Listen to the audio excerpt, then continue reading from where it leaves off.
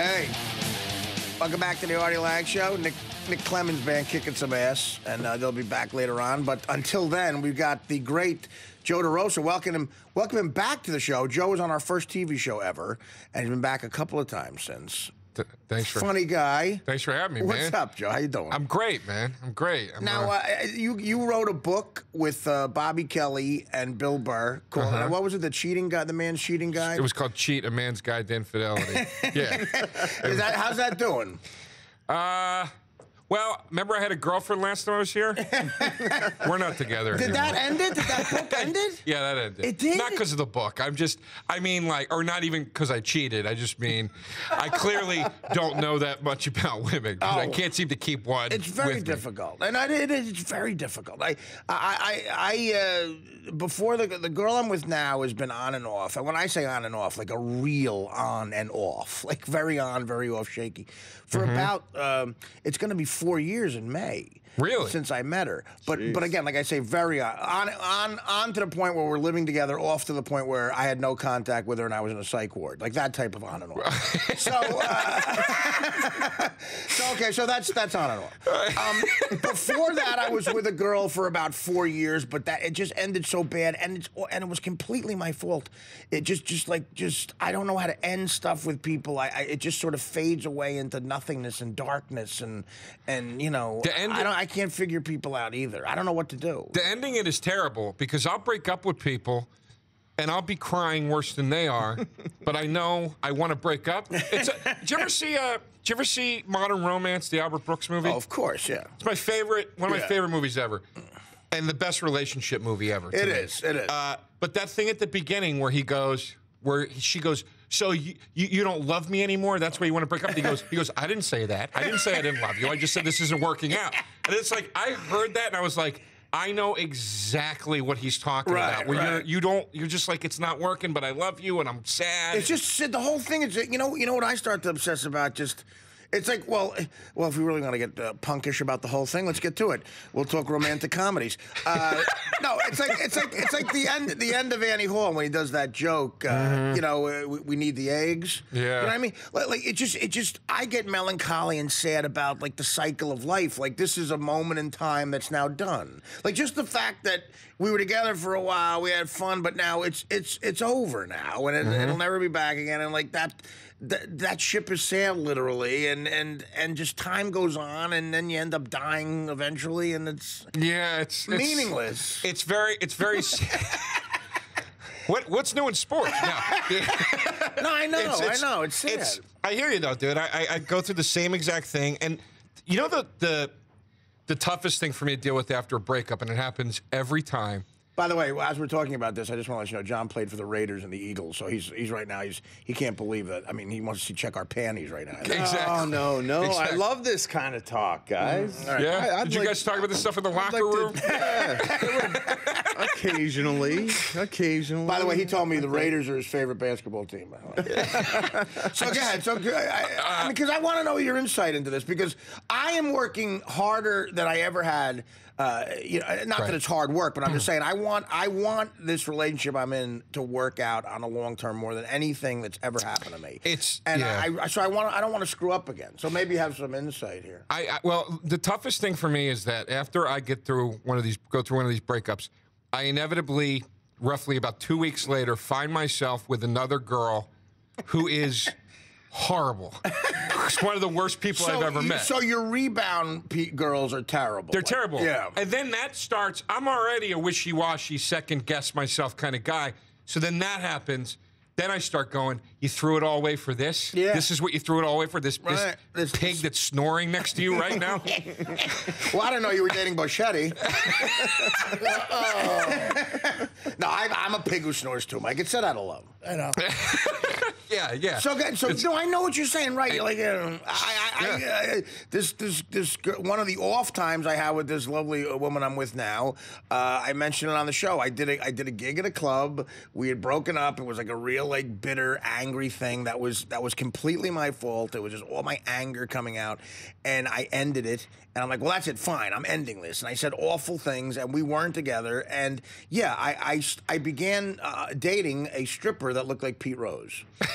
I did a gig at a club up in Nyack, and on the way back with my opening acts, we all stopped at and my road guy. We stopped at a strip club in Nyack, and I picked up I got a stripper's number in the strip club, and she had this really beautiful body, Russian girl, but I'm telling you, she looked like Pete Rose, and we began to date. Like, and at one point, I had the same exact thing where I was scared she was going to steal stuff from my apartment, and I'm like, so I broke up with this angel I was with because I wanted to see a felon who looks like Pete Rose. Yeah, I mean, you know, It's terrible. It's really bad. It's really bad. And then, you know, it's funny. The road can be, you know, comforting, sort of antidote for the sadness, but it can also just drive you worse down the spiral. Temporary antidote. Yes. For it. And then you're like, I'm gonna be a rock star for a night. You know,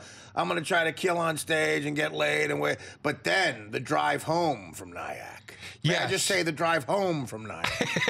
The drive home from Nyack is never or the good. drive back to the Hawthorne Suites in Vernon Hills, Illinois. Or you know, the drive home when you thought it was all going to come together, and then everybody's gone, and you're still at the bar. Like, why aren't any of the waitresses hanging out? Nobody wants to do a shot. What do you mean it's Tuesday? Who cares? And what do you mean it's Tuesday afternoon? Oh my God, it's the saddest. No, I know. It's the saddest. It's like every movie scene where like a guy makes a big sale. Yeah. And then he gets to that point, and there's the scene after where he's buying everybody drinks, and they're all going, "Why don't you just go home, Ed? Just go home. You had a good day. Just go home." You're being ridiculous. Yeah, I feel like that guy, and then I'm about to go on this tour for like a month right now, literally a month straight, where I'm driving. You're driving all the gigs? I'm doing like a bunch of like music venues and coffee houses and stuff, and I'm driving myself through the whole thing. It's a fun adventure. Sure. And I'm sure there will be some wonderful nights where I feel like the king of comedy. And then there'll be nights where I feel like the king of comedy in the De Niro sense. In the Scorsese movie. So you'll feel like the king of comedy. Other times you'll feel like Rupert Pupkin. Yeah. Exactly, yeah. So are you going on this tour in the wake of this rebound situation now? No. I mean, I'm not going as a result of it. It was planned all along, and there was a little worry in my head, if I was going to be completely honest, about what's going to happen when I go away for a month straight and I'm not with my girl, and it's not even like, oh, am I gonna? What if I hook up with another girl? It wasn't even really that. It was way more just like the stress of being out there alone for that long and running around. How am I going to deal with her and keep the, hey, good to hear from you, sweetheart, you know, and not just dump all my, like, what's the meaning? I drove for 7 hours today and I ate KFC 3 times. You know what I mean? Yeah, no, I'm telling you, I don't think I could deal with, because now I'm at a great, I'm at the good point of a relationship as a comedian, where I'm at a point where I'm just doing weekend gigs. I'm doing gigs that I kind of can control, like just, you know, some theaters, some clubs, and she comes with me and we have fun, and, you know, the money's all right to where I can afford to, we have a nice dinner usually. Like, I'm in as good a situation as a comic can be with a girlfriend doing road gigs. Right. Your situation I've been in a couple of times where, you know, the gigs look great and your career's going well and you're happy with it, but the personal thing is, I would be scared right now to do anything else than a 1 or 2 nighter somewhere if I was going through a bad breakup. Honestly, I would fear like every bit of sobriety I ever could possibly have. If I went through a bad breakup right now, the way I'm at, and had to do a month on the road doing stand-up driving, no matter how good the gigs were, I wouldn't make it through. I'd be shooting heroin by the 3rd gig.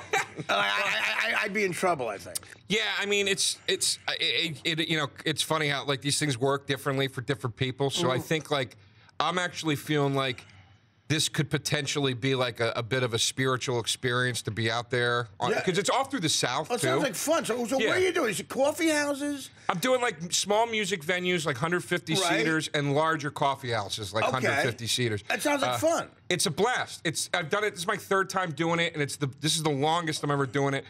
I'm recording my new album it starts at the Laughing Skull in Georgia. Okay. Next April 4th through 7th, and I'm recording my 3rd album there, so that's like the kickoff. Great. And then I'm bouncing all around the southern states, and then I end up at the Moon Tower Festival in Austin at the end of it. Oh wow! So you're driving, you're touring from Georgia to Austin, and you're recording an album at the beginning, so you get that stress out of the way, kind of, and then you just you work your way through the South. Yeah, that's great. And I'll have work to do because I'll be building a new hour and trying to figure out. I just ditched all this material. Let's figure stuff out. And I just feel like it'll be kind of spiritual and like a way to connect with people. It's smaller gigs, but you're gonna have those. I'm gonna have those nights where I'm just like, oh my god, this is lonely, man. No, I know, but I think okay. So that's what you're doing is different than a month on the road where you're going from Funny Bone to Punchline to yeah.